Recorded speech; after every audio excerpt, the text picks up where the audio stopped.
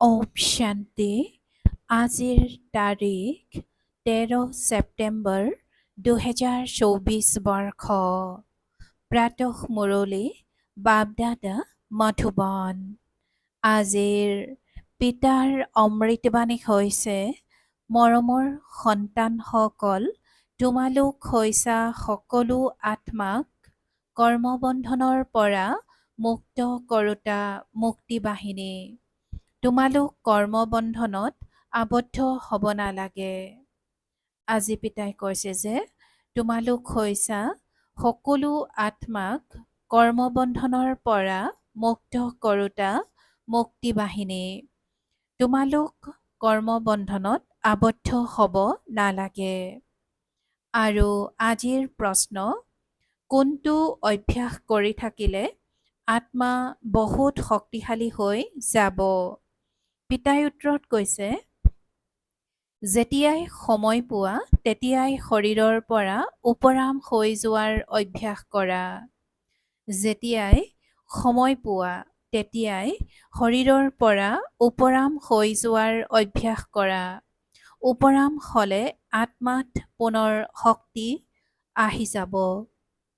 আত্মা শক্তিৰে ভৰপূৰ হ'ব। তোমালোক হৈছা গুপ্ত মিলিটাৰী। তোমালোকে নিৰ্দেশনা পাইছা, অনুগ্ৰহ কৰি মনোযোগ দিয়া, অৰ্থাৎ এজন পিতাৰ স্মৃতিত থাকা, অশৰীৰী হৈ যোৱা। পিতাই কৈছে যে তোমালোকে নিৰ্দেশনা পাইছা, অনুগ্ৰহ কৰি মনোযোগ দিয়া, অৰ্থাৎ এজন পিতাৰ স্মৃতিত থাকা আৰু অশৰীৰী হৈ যোৱা। ওম শান্তি। ওম শান্তিৰ অৰ্থটো পিতাই ভালদৰে বুজাইছে। যেতিয়া মিলিটাৰী আহি উপস্থিত হয় তেতিয়া তেওঁলোকে কয়, মনোযোগ দিয়া। তেওঁলোকৰ কাৰণে মনোযোগ দিয়া মানে হৈছে শান্ত হৈ যোৱা। ইয়াতো তোমালোকক পিতাই কয়, মনোযোগ দিয়া, অৰ্থাৎ এজন পিতাৰ স্মৃতিত থাকা। মুখেৰে ক'বলগীয়া হয়, নহ'লেতো বাস্তৱত বাণীৰ পৰাও দূৰৈত থকা উচিত। মনোযোগ দিয়া, পিতাৰ স্মৃতিত আছেনে? পিতাৰ নিৰ্দেশনা বা শ্ৰীমত পোৱা যায়। তোমালোকে আত্মাকো চিনি পালা আৰু পিতাকো চিনি পালা। পিতাক স্মৰণ নকৰাকৈ তোমালোক বিকৰ্মাজিত অথবা শতপ্ৰধান পবিত্ৰ হ'ব নোৱাৰা। মূল কথাই হৈছে এইটো।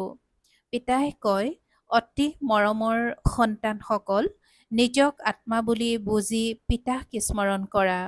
এই সকলোবোৰ এই সময়ৰে কথা, যিবোৰ তেওঁলোকে আকৌ সেইফালে লৈ গ'ল।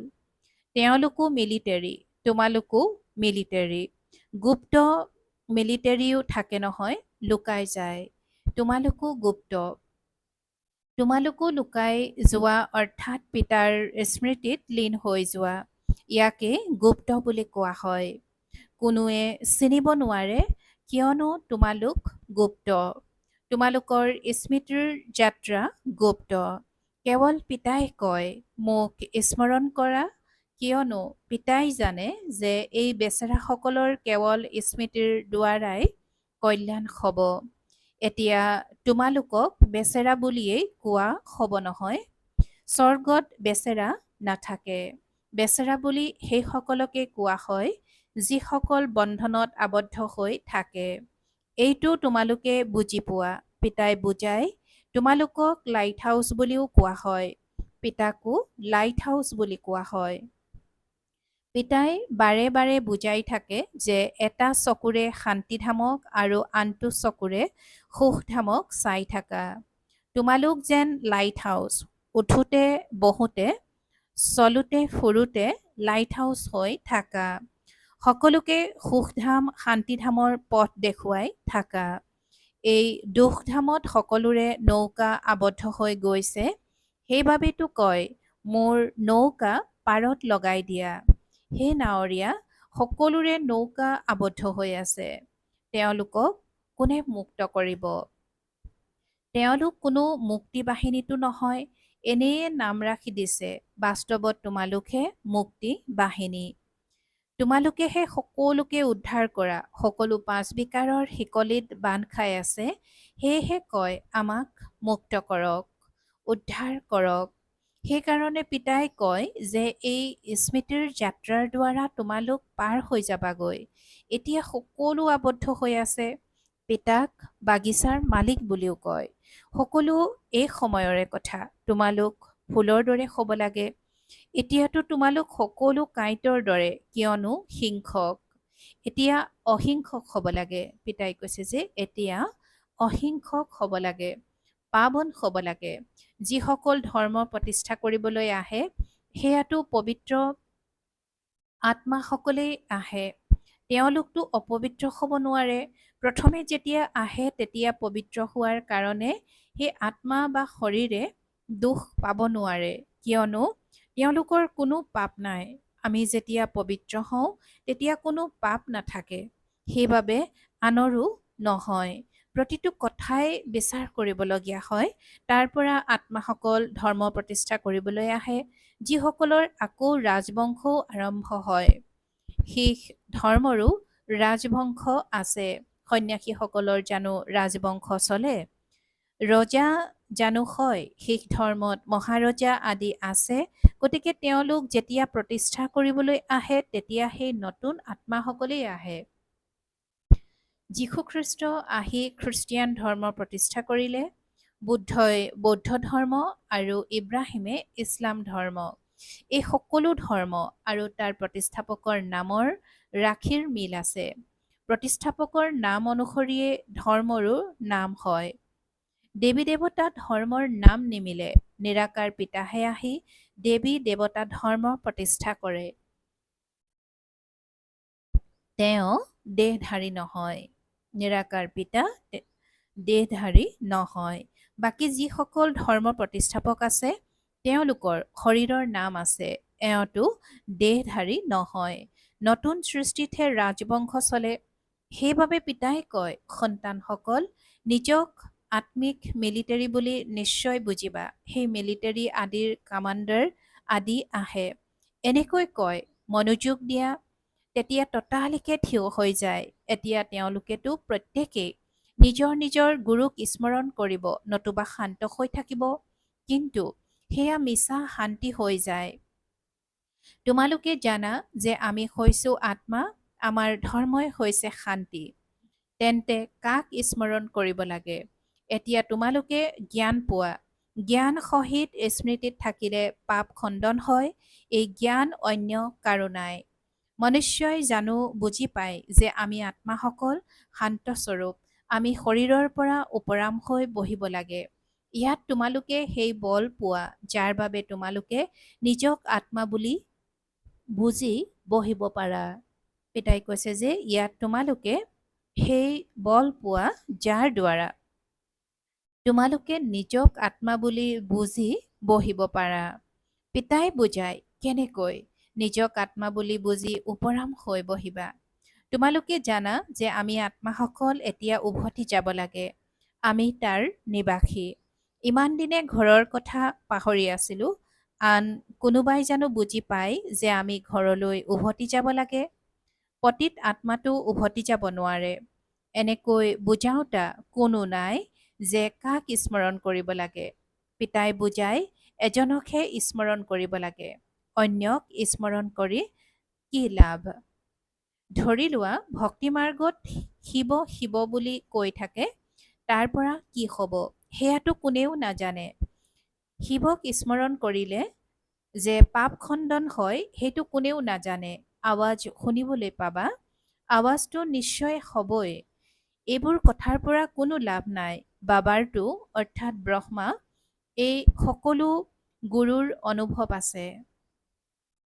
পিতাই কৈছে নহয়, হে অৰ্জুন, এই সকলোবোৰ ত্যাগ কৰা। সদ্গুৰুক পালা, গতিকে এইবোৰৰ কোনো দৰকাৰ নাই।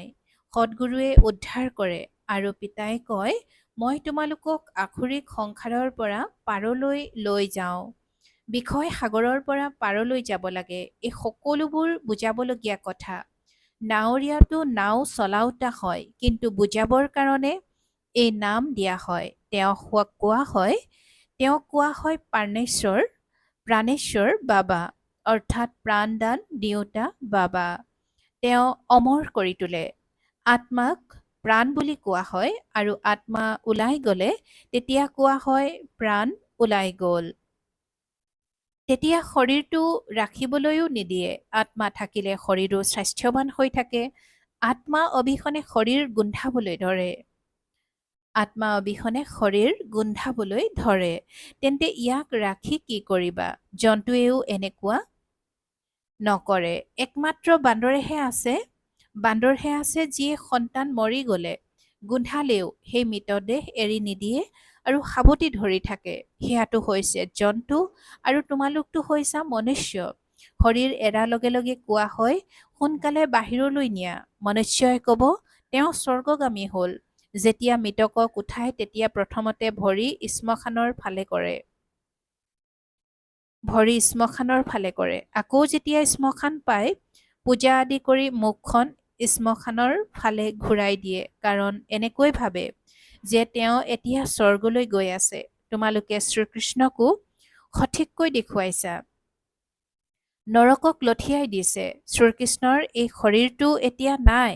তেওঁৰ নাম ৰূপটো সলনি হয়। পিতাই ইমানবোৰ কথা বুজাই উঠি আকৌ কয় মন ভৱ, অৰ্থাৎ নিজক আত্মা বুলি বুজি মোক পৰমাত্মাক স্মৰণ কৰা।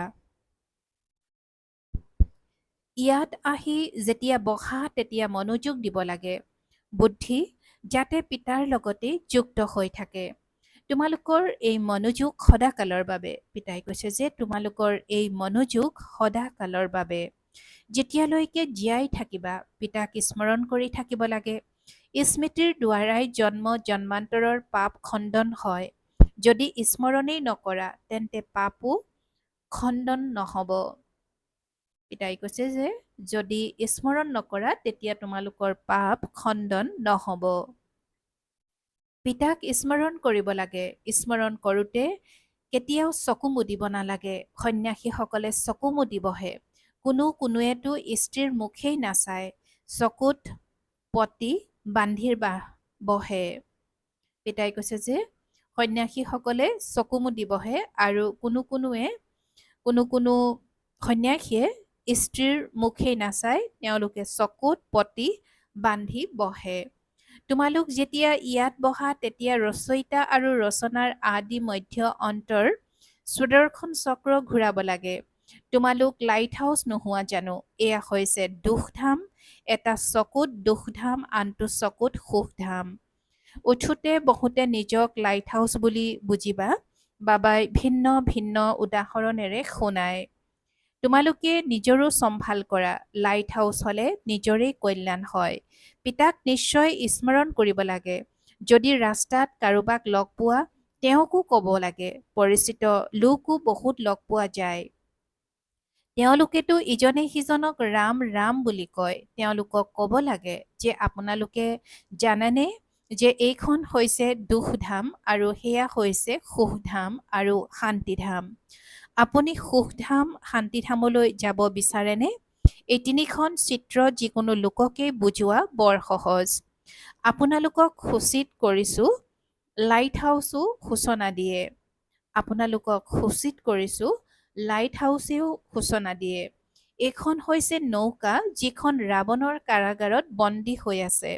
মনুষ্যই মনুষ্যক উদ্ধাৰ কৰিব নোৱাৰে। সেয়া সকলো হৈছে কৃত্ৰিম সদৰ কথা আৰু এয়া হৈছে বেসদৰ কথা। সেয়া সমাজ সেৱাও নহয়। প্ৰকৃততে এয়াই হৈছে প্ৰকৃত সেৱা। সকলোৰে বৈতৰণি পাৰ কৰাব লাগে। আৰু তোমালোকৰ বুদ্ধিত আছে যে মনুষ্যই কি সেৱা কৰে, অৰ্থাৎ সেৱা কৰোঁ। প্ৰথমতেতো সুধিব লাগে আপুনি মুক্তিধামলৈ যাবৰ কাৰণে, পিতাক লগ পাবৰ কাৰণে গুৰুৰ ওচৰলৈ যায়নে? কিন্তু কোনেও নাপায়। লগ পোৱাৰ মাৰ্গদৰ্শন কেৱল পিতাইহে কৰে। তেওঁলোকে ভাবে এই শাস্ত্ৰ আদি পঢ়িলে ভগৱানক লগ পোৱা যায়। তেওঁলোকে ভাবে যে এই শাস্ত্ৰ আদি পঢ়িলে ভগৱানক লগ পোৱা যায়। মনত গভীৰ ইচ্ছা থাকিলে শেষত কিবা নহয় কিবা ৰূপত পায়। কেতিয়া পাব সেয়া পিতাই তোমালোকক সকলো বুজাই দিছে। তোমালোকে চিত্ৰৰ দ্বাৰা দেখুৱাইছা যে এজনকহে স্মৰণ কৰিব লাগে। যিসকল ধৰ্ম প্ৰতিষ্ঠাপক আছে তেওঁলোকেও এনেদৰে সূচনা দিয়ে, কিয়নো তোমালোকে শিক্ষা দিছা, সেইবাবে তেওঁলোকেও তেনেকৈয়ে সূচনা দিয়ে। চাহাবক জপ কৰা সেই পিতা হৈছে সদগুৰু। বাকীতো অনেক প্ৰকাৰৰ শিক্ষা দিওঁতা আছে। তেওঁলোকক কোৱা হয় গুৰু। অশৰীৰী হোৱাৰ শিক্ষা কোনেও নাজানে। তোমালোকে কবা শিৱ বাবাক স্মৰণ কৰক। সেই লোকসকল শিৱৰ মন্দিৰলৈ গ'লে সদায় শিৱক বাবা বুলি কোৱাৰ অভ্যাস হৈ গৈছে। আন কাকো বাবা বুলি নকয়, কিন্তু তেওঁ নিৰাকাৰটো নহয়, শৰীৰধাৰী হয়। শিৱ হৈছে নিৰাকাৰ সত্য বাবা। তেওঁতো সকলোৰে বাবা হ'ল। সকলো আত্মাই অশৰীৰী। তোমালোক সন্তানসকল যেতিয়া ইয়াত বহা এইটো নিচাত বহিবা যে তোমালোকে জানা যে আমি কেনেকৈ আবদ্ধ হৈ আছিলোঁ আৰু এতিয়া পিতা আহি ৰাস্তা দেখুৱাইছে। বাকী সকলো আবদ্ধ হৈ আছে, মুক্ত হোৱা নাই। শাস্তি খাই আকৌ সকলো মুক্ত হৈ যাব। তোমালোক সন্তানসকলক বুজাই থাকে, শাস্তি খাই জানো পুৰস্কাৰ ল'বা? শাস্তি বেছিকৈ খাবলগীয়া হ'লে তেতিয়া পদ ভ্ৰষ্ট হৈ যায়। কম পুৰস্কাৰ পাবা, অলপ শাস্তি খালে পুৰস্কাৰ ভালেই পাবা। এয়া হৈছে কাঁইটৰ জংঘল। সকলোৱে ইজনে সিজনক কাঁইটৰ দৰে বিন্ধি থাকে। স্বৰ্গ কোৱা হয় আল্লাৰ বাগিচা। স্বৰ্গ কোৱা হয় আল্লাৰ বাগিচা। খ্ৰীষ্টিয়ান লোকসকলে কয় পেৰাডাইজ আছিল। খ্ৰীষ্টান লোকসকলে কয় যে পেৰাডাইজ আছিল। কোনোবা সময়ত সাক্ষাৎকাৰো কৰিব পাৰে, হ'ব পাৰে এইটো ধৰ্মৰে হয়, যি পুনৰ নিজৰ ধৰ্মত আহিব পাৰে। বাকী সাক্ষাৎকাৰ হ'ল, তাৰ পৰা কি লাভ হ'ল? পিতাৰ পৰিচয় নোপোৱাকৈ জ্ঞান ধাৰণ নকৰাকৈ দেখিলেই জানো কোনোবা স্বৰ্গলৈ যাব পাৰিব? সকলোৱেতো আহিব নোৱাৰে। তাত বহুত কম সংখ্যক দেৱতা থাকে। এতিয়া ইমানবোৰ হিন্দু আছে। প্ৰকৃততে তেওঁলোকেই দেৱতা আছিল, কিন্তু তেওঁলোক আছিল পবিত্ৰ আৰু এওঁলোক পতিত। পতিতক দেৱতা বুলি ক'লে শোভা নাপায়। এয়া এটাই ধৰ্ম যাক ধৰ্মভ্ৰষ্ট কৰ্মভ্ৰষ্ট বুলি কোৱা হয়। আদি সনাতন হিন্দু ধৰ্ম বুলি কৈ দিয়ে, দেৱতা ধৰ্মৰ পুলিয়েই নাৰাখে। আমাৰ অৰ্থাৎ সন্তানসকলৰ আটাইতকৈ মৰমৰ পিতাই আমাক কিহৰ পৰা কি কৰি তোলে? তোমালোকে বুজাব পাৰা যে পিতা কেনেকৈ আহে। যেনে স্থলত দেৱতাসকলেও পুৰণি তমোপ্ৰধান সৃষ্টিত পদাৰ্পণ নকৰে, তেন্তে পিতা আকৌ কেনেকৈ আহিব? পিতাটো হৈছে নিৰাকাৰ আৰু তেওঁৰতো নিজৰ ভৰি নাই, সেইবাবে এওঁৰ শৰীৰত প্ৰৱেশ কৰে। এতিয়া তোমালোক সন্তানসকল ঈশ্বৰীয় লোকত বহি আছা। তেওঁলোক সকলো আখৰি লোকত আছে। এয়া হৈছে বহুত সৰু সংগম যোগ। তোমালোকে বুজি পোৱা, আমি এতিয়া দৈবী সংসাৰতো নাই আৰু আখৰি সংসাৰতো নাই। আমি এতিয়া ঈশ্বৰীয় সংসাৰত আছো। পিতা আহিছে আমাক ঘৰলৈ লৈ যাবলৈ। পিতাই কয়, সেইখন মোৰ ঘৰ। তোমালোকৰ খাতিৰত মই নিজৰ ঘৰ এৰি আহোঁ। ভাৰত সুখধাম হৈ গ'লে তেতিয়াতো মই নাহোঁ। মই বিশ্বৰ মালিক নহওঁ। তোমালোকহে হোৱা। মই ব্ৰহ্মাণ্ডৰ মালিক। ব্ৰহ্মাণ্ডত সকলো আহি যায়। এতিয়াও তাত মালিক হৈ বহি আছে, যিসকল আহিবলৈ বাকী আছে। কিন্তু তেওঁলোক আহি বিশ্বৰ মালিক নহয়। বুজাওঁতেতো বহুতেই বুজায়। কোনোবা বিদ্যাৰ্থী বহুত ভাল হ'লে বৃত্তি লৈ লয়। পিতাই কৈছে যে বুজাওঁতেতো বহুতেই বুজায়। কোনোবা বিদ্যাৰ্থী বহুত ভাল হ'লে বৃত্তি লৈ লয়। আচৰিত কথা যে ইয়াত কয়ও যে মই পবিত্ৰ হ'ম, আকৌ গৈ পতিত হৈ যাম। এনেকুৱা অপৈণতসকলক ইয়ালৈ নানিবা। ব্ৰাহ্মণীৰ কাম হৈছে পৰীক্ষা কৰি লৈ আনা। তোমালোকে জানা যে আত্মাইহে শৰীৰ ধাৰণ কৰি ভূমিকা পালন কৰে। আত্মাই অবিনাশী ভূমিকা প্ৰাপ্ত কৰিছে, ভাল বাৰু। আত্মাই অবিনাশী ভূমিকা প্ৰাপ্ত কৰিছে, ভাল বাৰু। অতি মৰমৰ কল্পৰ পাছত পুনৰাই মিলিত হোৱা সন্তানসকলৰ প্ৰতি মাতা পিতা বাপ দাদাৰ স্নেহপূৰ্ণ স্মৰণ আৰু সুপ্ৰভাত। আত্মিক পিতাৰ আত্মিক সন্তানসকলক নমস্কাৰ আৰু আত্মিক সন্তানসকলৰ আত্মিক মাত পিতা আৰু বাপ দাদাৰ প্ৰতি স্নেহপূৰ্ণ স্মৰণ আৰু সুপ্ৰভাত আৰু নমস্কাৰ নমস্কাৰ নমস্কাৰ। আৰু আজিৰ ধাৰণাৰ বাবে মুখ্য সাৰ প্ৰথমতে, লাইট হাউচ হৈ সকলোকে শান্তিধাম আৰু সুখধামৰ ৰাস্তা দেখুৱাব লাগে। সকলোৰে নাও দুখধামৰ পৰা উলিয়াই অনাৰ সেৱা কৰিব লাগে, নিজৰো কল্যাণ কৰিব লাগে। দ্বিতীয়তে, নিজৰ শান্তস্বৰূপ স্থিতিত স্থিত হৈ শৰীৰৰ পৰা উপৰাম হোৱাৰ অভ্যাস কৰিব লাগে। স্মৰণ কৰোঁতে চকু মেলি বহিব লাগে। বুদ্ধিৰে ৰচয়িতা আৰু ৰচনাক স্মৰণ কৰিব লাগে। আৰু আজিৰ বৰদান, নিজৰ সংকল্প শুদ্ধ, জ্ঞানস্বৰূপ আৰু শক্তিস্বৰূপ কৰি তোলোতা সম্পূৰ্ণ পবিত্ৰ হোৱা। নিজৰ সংকল্প শুদ্ধ, জ্ঞানস্বৰূপ আৰু শক্তিস্বৰূপ কৰি তোলোতা সম্পূৰ্ণ পবিত্ৰ হোৱা। আৰু আজিৰ বৰদানৰ ব্যাখ্যা, পিতাৰ সমান হ'বলৈ পবিত্ৰতাৰ আধাৰ সুদিশ কৰা। পিতাৰ সমান হ'বলৈ পবিত্ৰতাৰ আধাৰ সুদিশ কৰা। আধাৰত ব্ৰহ্মচৰ্য ব্ৰত ধাৰণ কৰা, এইটোতো সাধাৰণ কথা, কেৱল ইয়াতে আনন্দিত হৈ নাযাবা। দৃষ্টিবৃত্তিৰ পবিত্ৰতাৰ প্ৰতি আৰু অধিক মনোযোগ দিয়া, লগতে নিজৰ সংকল্প শুদ্ধ, জ্ঞানস্বৰূপ, শক্তিস্বৰূপ কৰি তোলা। সংকল্পৰ ক্ষেত্ৰত এতিয়া বহুত দুৰ্বলতা আছে, এই দুৰ্বলতাও সমাপ্ত কৰা, তেতিয়া সম্পূৰ্ণ পবিত্ৰ আত্মা বুলি কোৱা হ'ব। আৰু আজিৰ শ্লোগান, দৃষ্টিত সকলোৰে প্ৰতি দয়া আৰু শুভ ভাৱনা থাকিলে অভিমান বা অপমানৰ অংশও আহিব নোৱাৰে। দৃষ্টিত সকলোৰে প্ৰতি দয়া আৰু শুভ ভাৱনা থাকিলে অভিমান বা অপমানৰ অংশও আহিব নোৱাৰে। ওম শান্তি। ইচ্ছামাত্ৰম অবিদ্যা স্থিতিৰ অনুভৱ কৰিবলৈ আৰু কৰাবলৈ আজিৰ অব্যক্ত সংকেত। বেসদৰ বিধাতাৰ কাৰণে এই সদৰ আশা আৰু ইচ্ছাবোৰ স্বয়ং প্ৰচ্ছায়াৰ দৰে পিছে পিছে আহি থাকে। এই পাঁচ তত্ত্বও তোমালোক বিধাতাৰ আগত দাসী হৈ যায়। তোমালোকৰ আগত এই সদৰ ইচ্ছাবোৰ সূৰ্যৰ আগত দীপকৰ দৰে। কিন্তু ইচ্ছা তৃপ্তিৰ আধাৰ হৈছে যি বিচৰা সেয়া যিমান পাৰা বেছিকৈ দি যোৱা। মান দিয়া, সন্মান নলবা। যদি নাম বিচৰা তেন্তে পিতাৰ নাম দান দিয়া, তেতিয়া তোমালোকৰ নাম শ্ৰুত হৈ যাব। বিচাৰিলে পোৱা, এই ৰাস্তাটিয়েই ভুল, তেন্তে লক্ষ্যস্থানত কেনেকৈ উপনীত হবা? সেয়েহে মাষ্টাৰ বিধাতা হোৱা, তেতিয়া সকলো ইচ্ছা পূৰা হৈ যাব। ওম শান্তি।